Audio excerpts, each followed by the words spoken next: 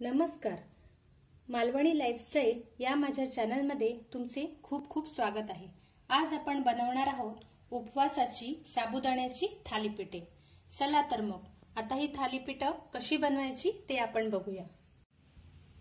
उपवासाचे साबुदाण्याचे थालीपीठ बनवण्यासाठी मी इथे 1.5 वाटी साबुदाणा 6 तास भिजवून घेतलेला आहे।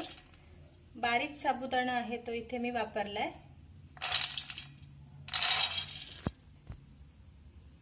हिरवी मिरची बारीक चिरलेली 1 मिरची घेतलेली आहे। तिखट आपण आवडीप्रमाणे कमी जास्त घेऊ शकतो। बारीक चिरलेली कोथिंबीर,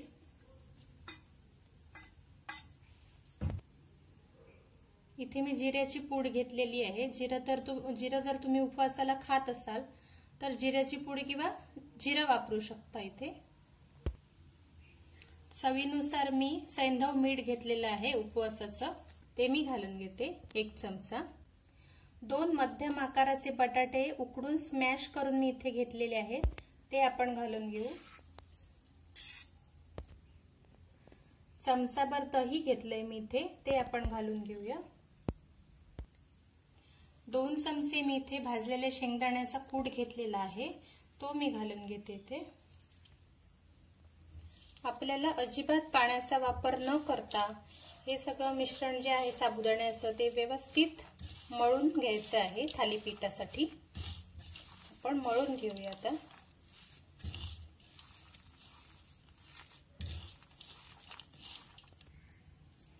साबुदाण्याचं जे मिश्रण आहे आपलं थालीपीठाचं ते व्यवस्थित एकजीव करून घेतलेलं आहे इथे। आता मी याचे थालीपीठासाठी गोळे करून घेणार आहे। मी इथे केळीचं पान घेतलंय आणि त्याला थोडंसं तूप लावून घेतलंय। आता इथे असा छोटा गोळा बनवून घेतलाय, तर थालीपीठ आपल्याला थापून घ्यायचंय।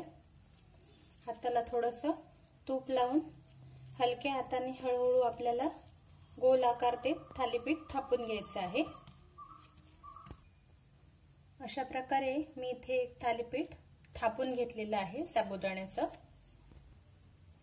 मी इथे एक पॅन तापत ठेवलाय गॅसवरती, त्याला थोडंसं तूप लावून घेते।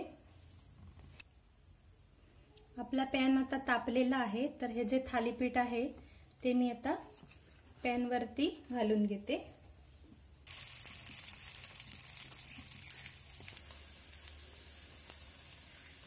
आपल्याला जर तूप कमी वाटत असेल तर आपण साइडने थोडंसं तूप थेंबर सोडू शकतो।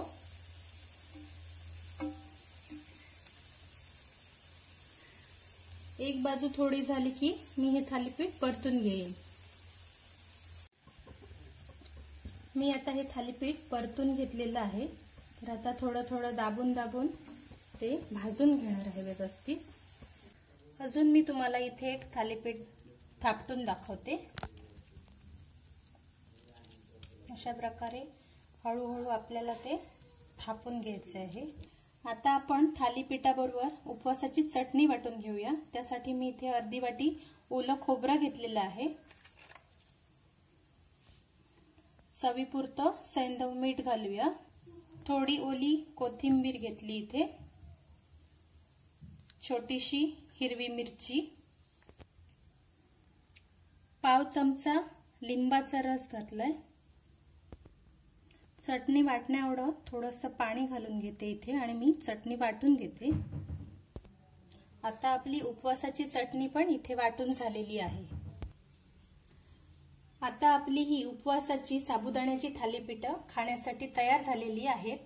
आजचा व्हिडिओ तुम्हाला कसा वाटला ते मला कमेंटमध्ये नक्की कळवा। व्हिडिओ आवडला असेल तर लाईक करा, शेअर करा आणि अशाच नवनवीन व्हिडिओसाठी माझ्या चॅनेलला सबस्क्राईब करा।